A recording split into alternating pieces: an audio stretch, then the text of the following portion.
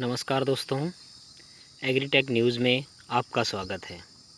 आज का जो हमारा टॉपिक है वह है एनिमल ब्रीडिंग यानी सिस्टम ऑफ एनिमल ब्रीडिंग, यानी पशुओं की जो प्रजनन व्यवस्था होती है या प्रजनन प्रणाली होती है वो किस प्रकार से होती है।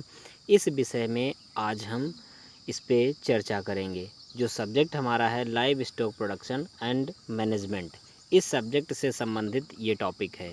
चाहे कक्षा 11 के स्टूडेंट हों, चाहे कक्षा 12 के स्टूडेंट हों और चाहे बीएससी एग्रीकल्चर के स्टूडेंट हों, यानी एग्रीकल्चर से संबंधित कोई भी स्टूडेंट इस लेक्चर को देखकर समझ सकता है कि एनिमल ब्रीडिंग कैसे होता है। तो आज इस लेक्चर में हम इन ब्रीडिंग पे चर्चा करेंगे, यानी पहले सिस्टम ऑफ ब्रीडिंग का हम स्ट्रक्चर बताएंगे कि कितने इसके प्रकार हैं, फिर इसके बाद हम इन ब्रीडिंग पे चर्चा करेंगे। तो चर्चा करने से पहले जो दोस्त नए आए हैं हमारे चैनल पे वो चैनल को सब्सक्राइब कर लें और बेल आइकन को दबाएं ताकि नई नोटिफिकेशन उन्हें समय से मिलती रहे। तो आइए स्टार्ट करते हैं। तो सबसे पहले देखते हैं सिस्टम ऑफ ब्रीडिंग को दो पार्टों में बांटा गया है। नंबर 1 इन ब्रीडिंग यानी अंतः प्रजनन, और नंबर 2 आउट ब्रीडिंग यानी बहि प्रजनन। तो दो प्रकार से एनिमल ब्रीडिंग को बांटा गया है। अब इन दोनों प्रकारों को हम विस्तृत रूप से आगे पढ़ेंगे। सबसे पहले ये पढ़ेंगे कि इन ब्रीडिंग के कौन कौन से पार्ट होते हैं। तो इन ब्रीडिंग के भी दो पार्ट होते हैं। तो आइए देखते हैं। टाइप ऑफ इन ब्रीडिंग यानी इन ब्रीडिंग को कितने भागों में बांटा गया है। तो नंबर 1 क्लोज ब्रीडिंग जिसे हम संप्रजनन कहते हैं। नंबर 2 लाइन ब्रीडिंग जिसे हम अंतर्वंश प्रजनन कहते हैं। अच्छा, क्लोज ब्रीडिंग का मतलब होता है बहुत ही नज़दीक संबंधी जो होते हैं उन पशुओं को आपस में क्रॉस कराया जाता है। जो लाइन ब्रीडिंग होता है मतलब कुछ 2 से 4 पीढ़ियों से संबंधित अंतर वाले पशु होते हैं। तो आइए आगे देखते हैं, तो इनके बारे में हम आगे चर्चा करेंगे। जो हमारा दूसरा टाइप है आउट ब्रीडिंग, तो आउट ब्रीडिंग को 4 भागों में बांटा गया है। क्योंकि आउट ब्रीडिंग में क्या होता है, जो बाह्य पशु होते हैं यानी जिनका किसी जाति विशेष से कोई विशेष संबंध नहीं होता है, उनको हम आपस में क्रॉस कराते हैं। तो सबसे पहला प्रकार इसका है ग्रेडिंग अप, और दूसरा आउट क्रॉसिंग, तीसरा हाइब्रिडाइजेशन और चौथा क्रॉस ब्रीडिंग। तो इनको हम अगले लेक्चर में पढ़ेंगे। आज सबसे पहले हम इन ब्रीडिंग पे चर्चा करेंगे। जो इन ब्रीडिंग है, इन ब्रीडिंग के जो हमारे टाइप हैं क्लोज ब्रीडिंग और लाइन ब्रीडिंग के। तो आइए आगे देखते हैं। तो इन ब्रीडिंग की बात करते हैं। इन ब्रीडिंग में क्या होता है कि mating of related male and female animal is known as inbreeding, यानी प्रजनन की वह विधि जिसमें संबंधित नर और मादा पशुओं का समागम कराया जाता है अंतः प्रजनन कहलाती है।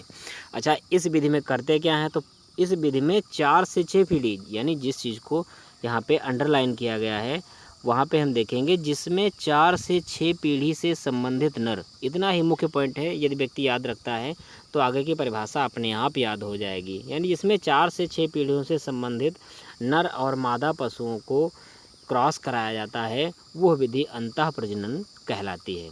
वह विधि अंतः प्रजनन कहलाती है। अब इन ब्रीडिंग के हम पार्टों के बारे में आगे चर्चा करेंगे। जो पहला पार्ट क्लोज ब्रीडिंग है और दूसरा पार्ट लाइन ब्रीडिंग है। तो हम सबसे पहले क्लोज ब्रीडिंग की चर्चा करते हैं। क्लोज ब्रीडिंग क्या होता है? क्लोज ब्रीडिंग होता है it is type of in breeding in which the matings are made between very closely related animal, यानी प्रजनन की वह विधि जिसमें बहुत ही निकट के घनिष्ठ पशुओं को मिलाया जाता है। यानी यहाँ पे इस चीज़ को अंडरलाइन कर लेना है, बहुत ही निकट के घनिष्ठ पशुओं को मिलाया जाता है। जैसे अब एग्जाम्पल की बात करते हैं, एग्जाम्पल से चीज़ें समझ में आ जाएंगी। जैसे यहाँ पे दिया है सगा भाई सगी बहन, यानी जो भी पशु सगे भाई और सगी बहन जैसे हैं उनको आपस में क्रॉस कराया जाए तो उस क्रॉस को हम क्लोज ब्रीडिंग कहेंगे।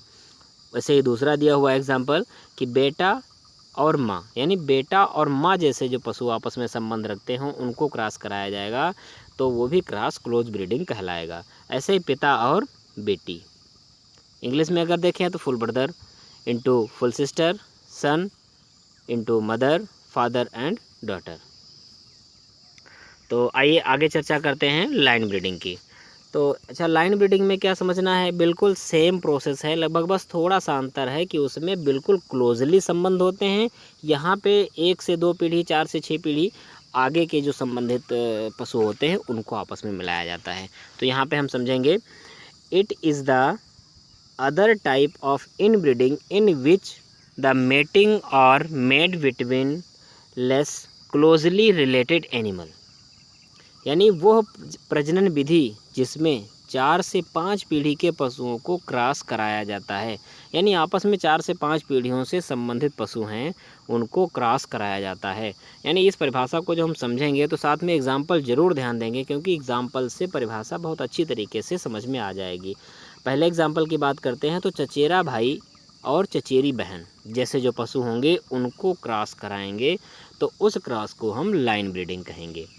ऐसे ही बाबा और पोती, यानी बाबा और पोती जैसे संबंध रखने वाले पशुओं को आपस में जो हम क्रॉस कराएंगे तो हम उस क्रॉस को लाइन ब्रीडिंग कहेंगे।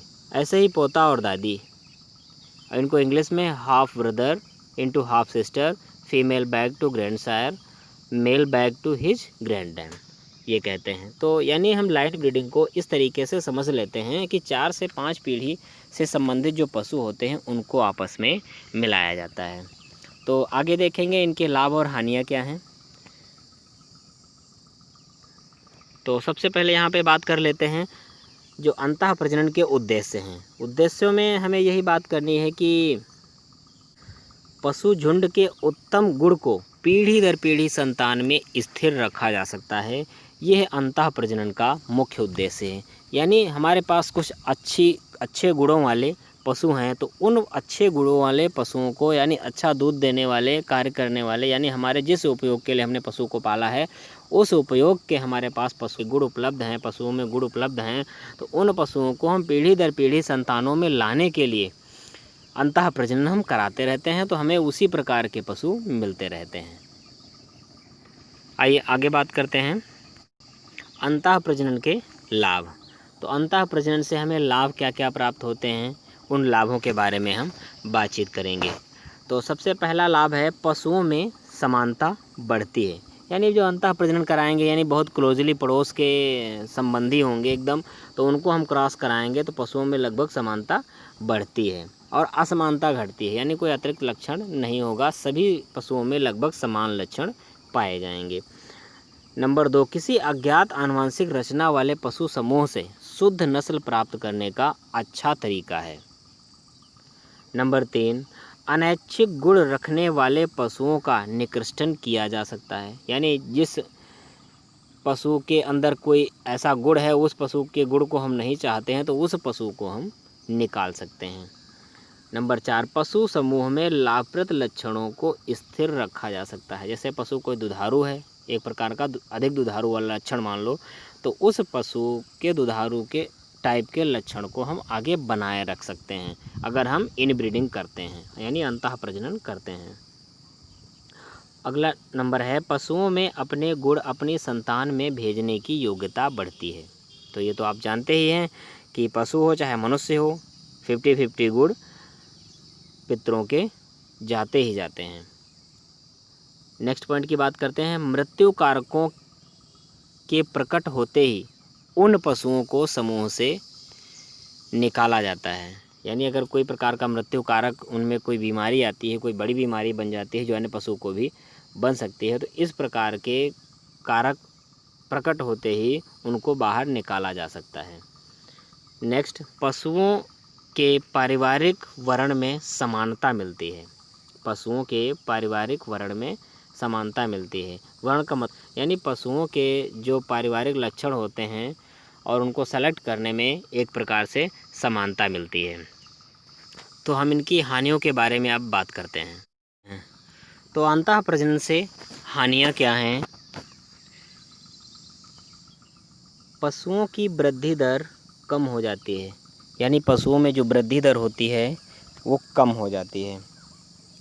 उनकी जनन क्षमता कम हो जाती है। यानी ये कहते हैं कि पीढ़ी दर पीढ़ी चलता रहता है तो उनकी प्रजनन क्षमता में भी असर पड़ता है। दुग्ध उत्पादन की मात्रा और वसा प्रतिशत भी कम हो जाती है। भ्रूण तथा बच्चों की मृत्यु दर बढ़ जाती है। प्रतिकूल वातावरण सहन करने की शक्ति कम हो जाती है और अनैच्छिक पशुओं का प्रतिशत बढ़ता रहता है। यानी ये मुख्य हानियाँ हैं। यानी देखें तो इन ब्रीडिंग से हानियाँ भी हैं और लाभ भी हैं। तो हम इन ब्रीडिंग तब करते हैं जब हमारी आवश्यकता के अनुरूप पशुओं की आवश्यकता है, हमारी ज़रूरत के अनुरूप पशुओं के अंदर गुणों की आवश्यकता है, तब हम इन ब्रीडिंग करते हैं। तो ये हमारा इन ब्रीडिंग का लेक्चर समाप्त होता है। अगले लेक्चर में आप लोगों को आउट ब्रीडिंग के बारे में बताएंगे। तो थैंक यू दोस्तों।